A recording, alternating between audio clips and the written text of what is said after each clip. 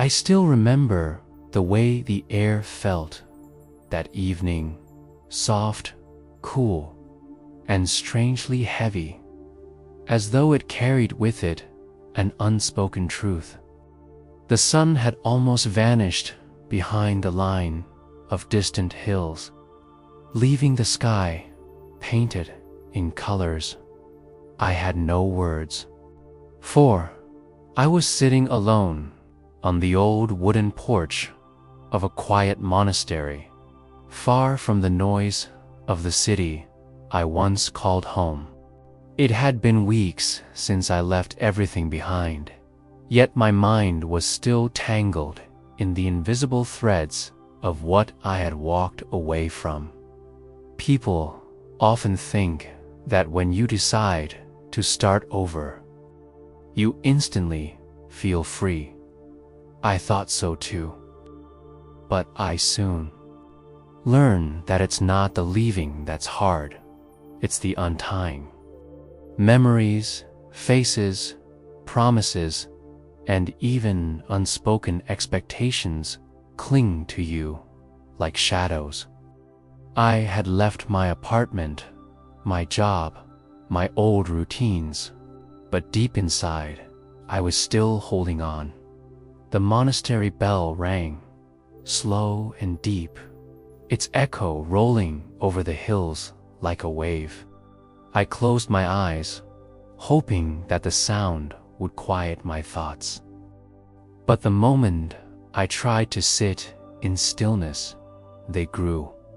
Louder names I hadn't spoken in months, moments that made me smile once, now piercing me with longing. I had come here to find peace, yet all I found was the weight of my own attachment.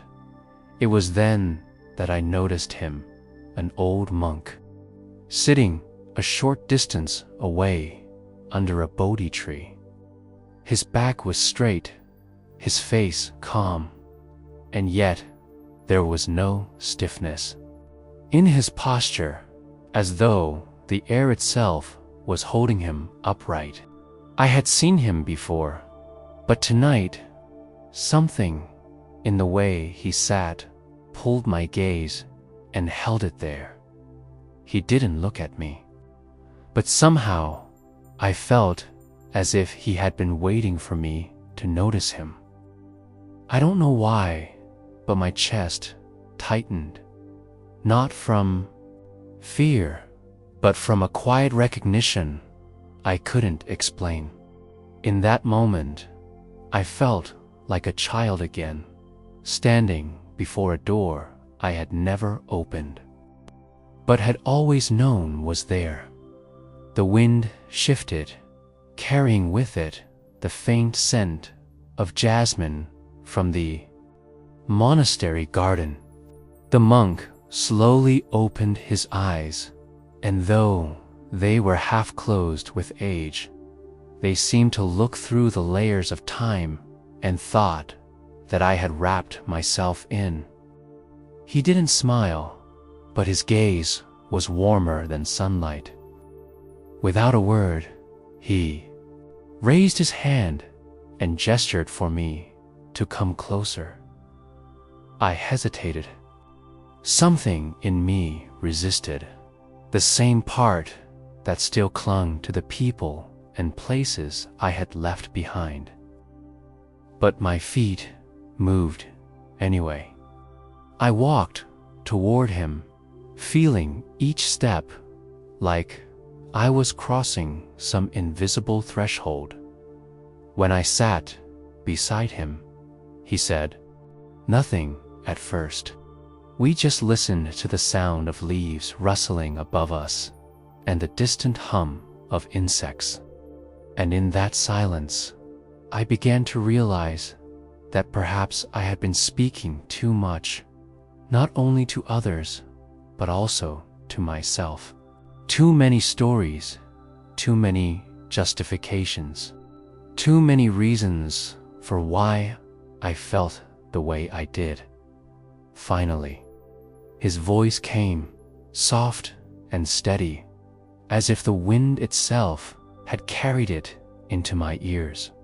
"The problem is not that you are holding on," he said, "but that you believe you will lose yourself if you let go."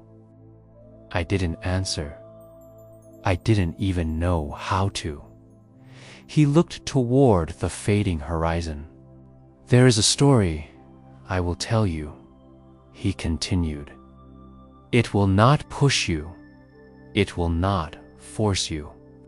But it will stand beside you like a friend, and in time, it may take your hand." And in that moment, I knew the night was about to bring me something I had not come here expecting, something that would not break my heart apart, but would gently open it. I should tell you who I was before that evening, before the monastery walls became my shelter.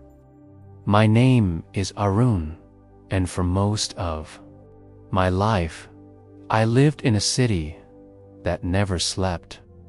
It was a place of noise and motion, of rushing feet and hurried words, where people measured their worth by how much they owned, how far they'd climbed, or how well they were admired, whose glass windows looked out over streets always crowded with people and cars. My days were long, and my nights were longer. Yet, no matter how much I achieved, a quiet fear kept whispering to me that if I stopped, even for a moment, I would fall behind. That fear became my master, and I followed it blindly. I told myself I was happy. I had friends to drink with after work, a small but stylish apartment, a growing bank account. And yet, there was always this strange ache, something I couldn't name. I thought maybe love would fill it, so I gave my heart away to someone who smiled at me the way the sun touches a cold morning. Her name was Mira. Mira was an artist, free-spirited and endlessly curious about the world.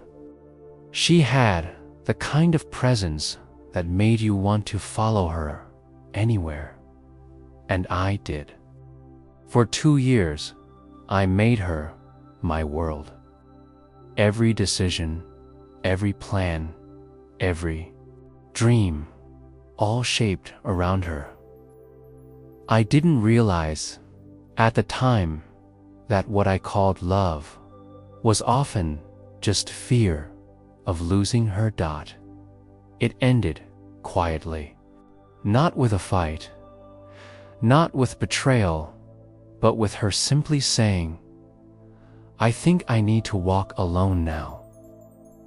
There were no explanations that satisfied me, no reasons that could soothe the hollowness she left behind.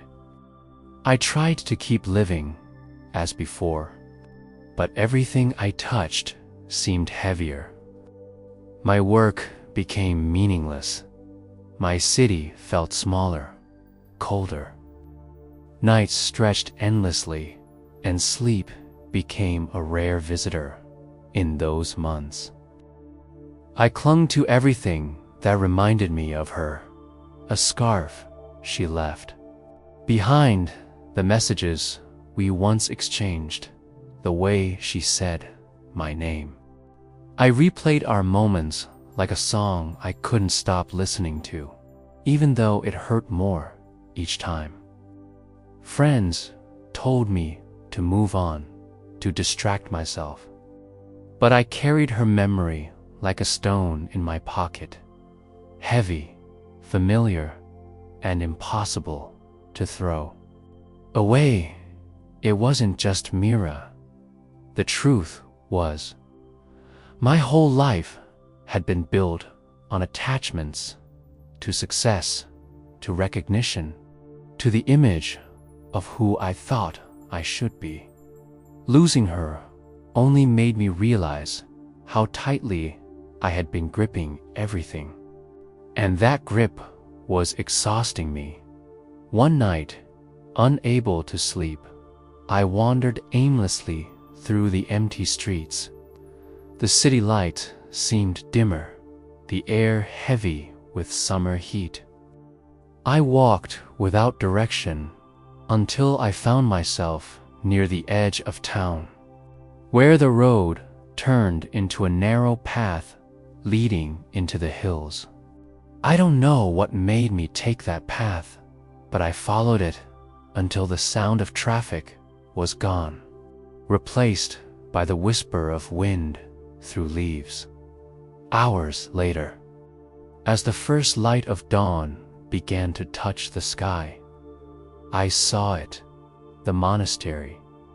It stood quietly against the hills, its walls faded with age, its gates half open as if expecting someone. I stepped inside, not knowing what I was looking for, only certain that I couldn't turn back. The monks welcomed me without questions, offering me tea and a place to rest. Days passed in silence, broken only by the bell that marked each hour. I watched them work in the gardens, sweep the courtyards, sit in meditation for what felt like entire lifetimes. I wondered what kept them so steady, so unshaken by the world. Beyond those walls, it was during these days that I first noticed the old monk under the Bodhi tree, the one who would later call me over on that evening when the sun was setting. He never seemed to hurry, never seemed to want anything. His robes were worn, his hands lined with years of labor, and yet his presence felt lighter than the air itself. I didn't speak to him at first. I kept my distance, afraid that if I approached, I would somehow disturb the stillness he carried. But each day, I found my eyes searching for him in the garden, in the prayer hall, by the stone path that led to the spring. It was as if my mind, restless and tangled, recognized in him something it had been searching for without knowing it. I didn't yet understand it then. But the moment he finally gestured for me to sit beside him was the beginning of the unraveling. Not of my life, but of the tight knots I had tied around it. It felt almost strange to sit beside him for the first time. I had imagined for days what it might be like to speak to this old monk. But when the moment actually came, words felt heavy in my throat. He didn't seem to mind the silence, and perhaps that was why I didn't rush to fill it. The Bodhi tree above us swayed slightly in the evening breeze. A few leaves broke free and floated to the ground between us. The monk watched them fall, his gaze calm and unhurried, as though he had seen 1,000 leaves fall in his life and still found each one worth noticing. He asked my name first.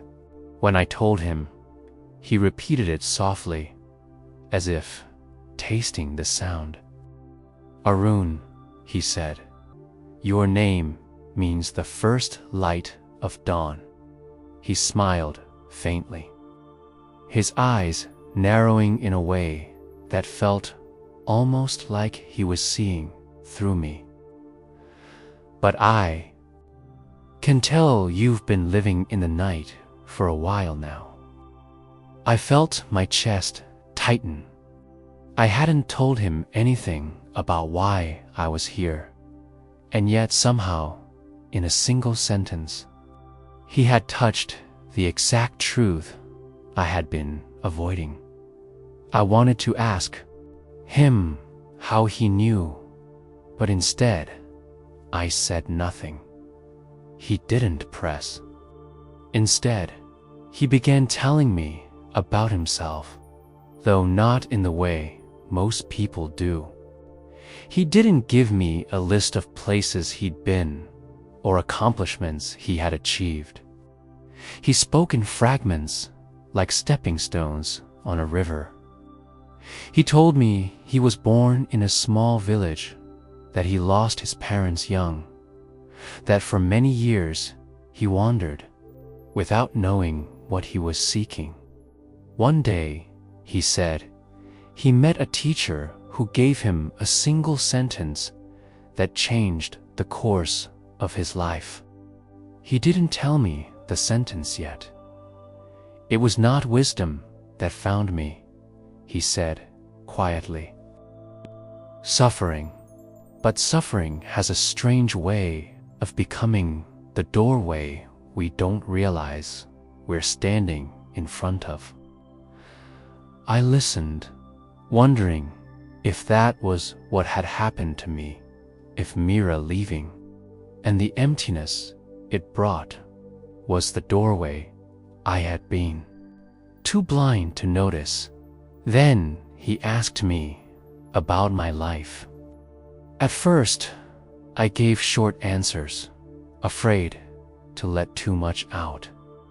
But his presence was disarming.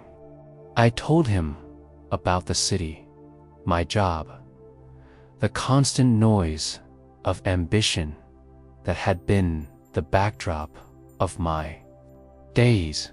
I told him about Mira, though I kept her name to myself. I told him about the nights when sleep wouldn't come, when the memories grew too loud. He didn't interrupt. Not once. He didn't even nod in that polite way people do when they're pretending to listen. Instead, he watched me with the same steady attention he had given the falling leaves.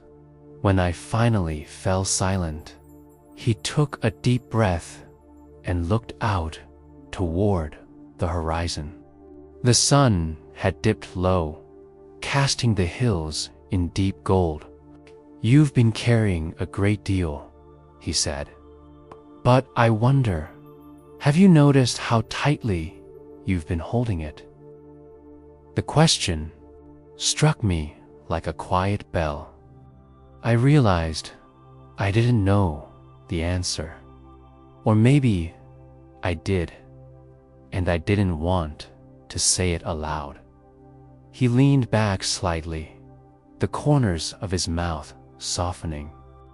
"I will tell you a story," he said. "A parable that was told to me many years ago, under a tree not unlike this one. It did not force me to change, but it stayed with me until the day I was ready. And when I was ready, it opened a door I had not seen before." He reached for a small twig on the ground and held it between his fingers. "Sometimes," he said, "you cannot force a hand to open, but you can place something gentle in it, and in time, it may choose to let go of what it has been clutching." There was something about the way he said it, slow, deliberate, as though each word had been carried across a great distance. That made me lean in without realizing it. He didn't begin the story right away. Instead, he let the silence stretch between us, as if preparing the ground before planting a seed. And in that silence, I felt the air change. It was as though the moment itself was leaning forward, waiting for what would come next. He closed his eyes for a moment, as though summoning a memory from a distant shore, and when he began to speak, his voice was low and steady, carrying a rhythm that seemed older than the hills around us long ago. He said, "There was a young man who lived in a riverside village.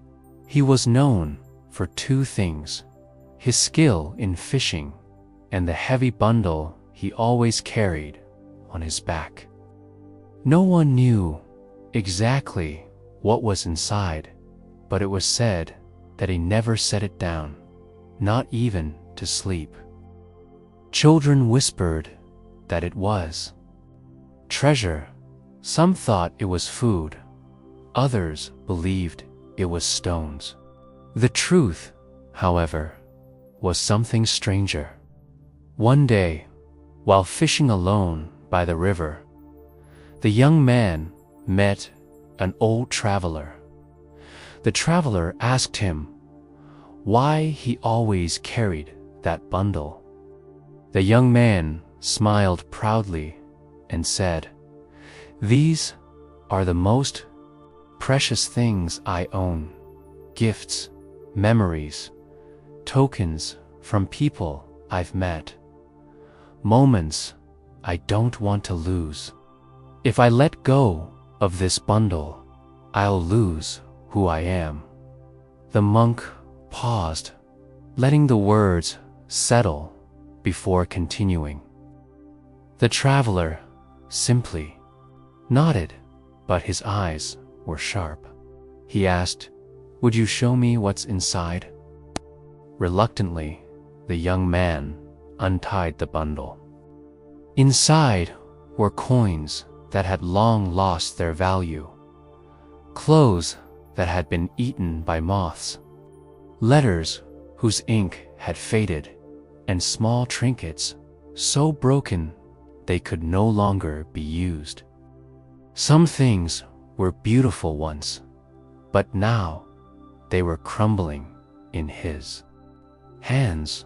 The young man looked at them, and for the first time, he noticed the dust clinging to his fingers. I felt my own breath slow as I listened. There was something uncomfortably familiar about this bundle, as if the monk wasn't telling me a parable at all, but quietly holding up a mirror. The traveler said, "These are not who you are. These are only things you have carried. And because you never set them down, your back is bent, your steps are slow, and your hands are too full to receive anything new." The young man frowned. "If I let them go, there will be nothing left of me." The traveler pointed to the river. "Come," he said. They walked to the water's edge. The traveler knelt and filled his hands with water, then let it slip through his fingers. "You see, you cannot hold water for long, okay? But if you cup your hands gently, without clutching, you can drink and be refreshed. Holding on too tightly makes you lose it faster." The monk's voice grew softer, yet it seemed to fill the space between us. The young man stood there for a long time. Then, slowly, he began to take things from his bundle and place them in the river. The current carried them away, one by one. Some items sank, some floated, some were caught in branches downstream. And with each thing he released, he felt his back straighten his breath deepen. By the time the bundle was empty, he was standing taller than he ever had before. I realized my own hands had been resting tightly on my knees. My fingers curled as though gripping something invisible. Without thinking, I loosened them. The traveler smiled and said, "Now your hands are open. Be careful what you choose to carry next." And then he walked away, leaving the young man alone by the river, lighter, uncertain, but strangely free. He knew he had not lost himself. He had only lost the weight that kept him from walking farther. The monk opened his eyes fully now and looked at me. "The bundle is not just the past, Arun. It is also our ideas about who we are. Our attachments to people, to praise, to certainty.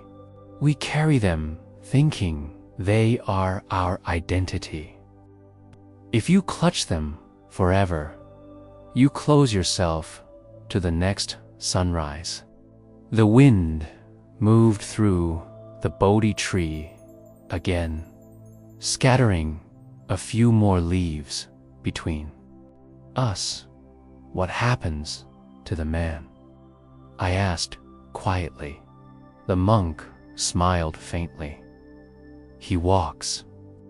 At first, slowly, unsure of where the road will lead. But his steps no longer ache, and the air feels lighter in his lungs. And one day, without realizing it, he laughs for no reason at all. That is when he understands freedom is not found by adding more to your life, but by learning what to set down." I didn't answer.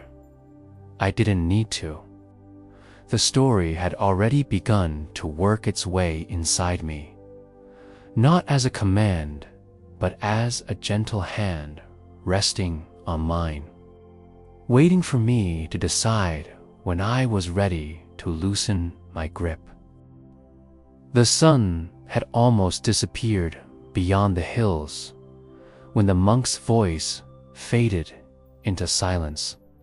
The golden light between the branches of the Bodhi tree softened into a warm, fading glow, and the air around us seemed to grow still, as if even the wind was pausing to listen to the echo of his story in my mind.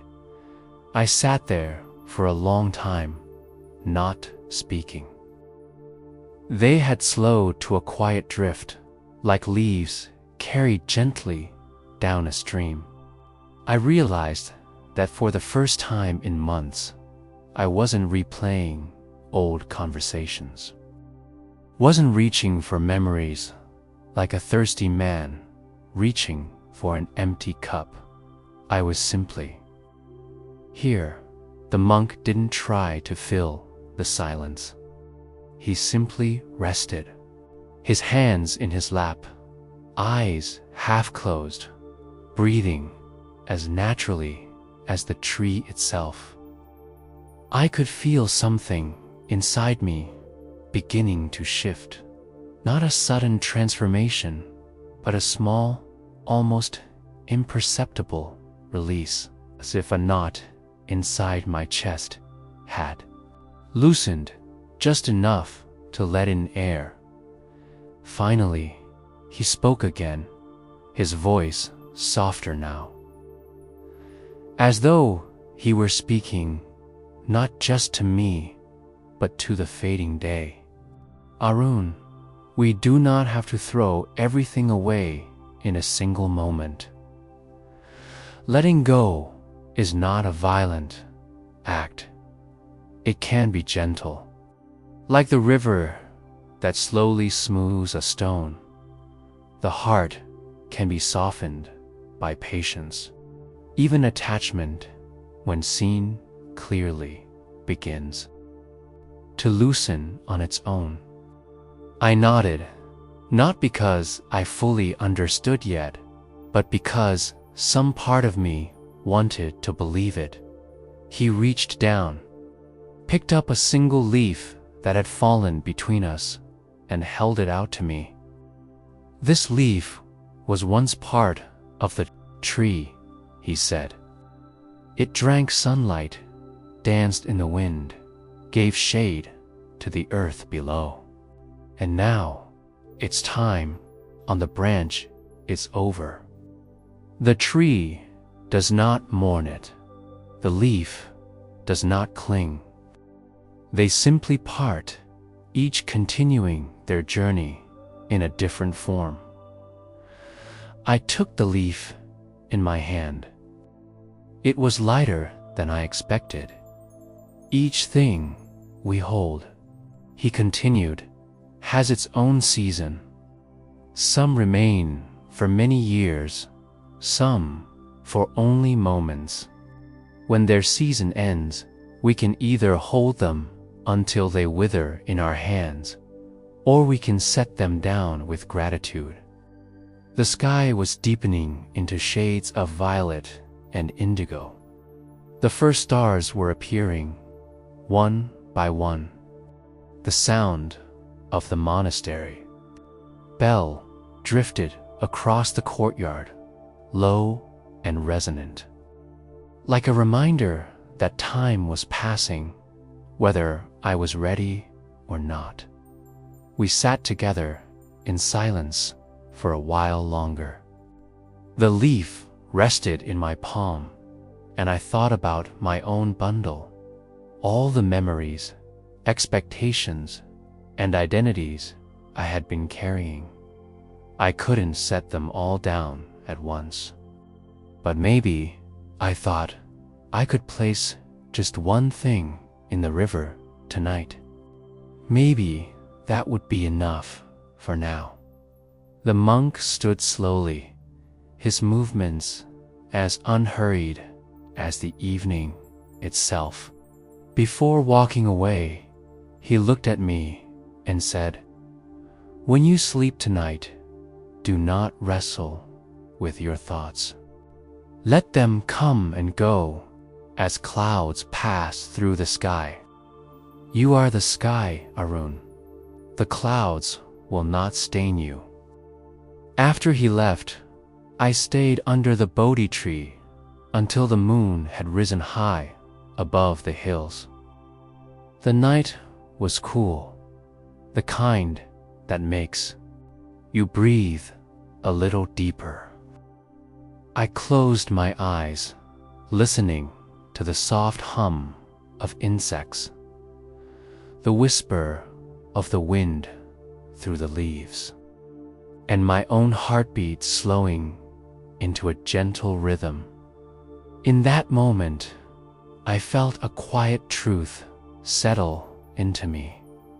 I didn't have to erase the past to be free from it.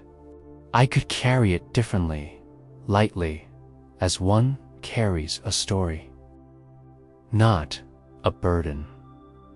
When I finally rose and walked back to my small room in the monastery, I placed the leaf on the low wooden table by my bed.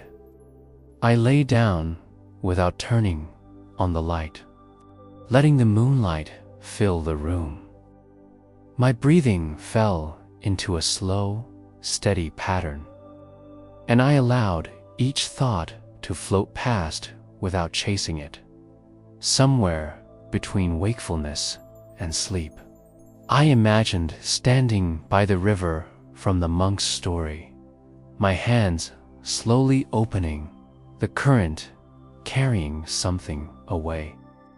I didn't see what it was, and I didn't need to. The air in my chest felt lighter.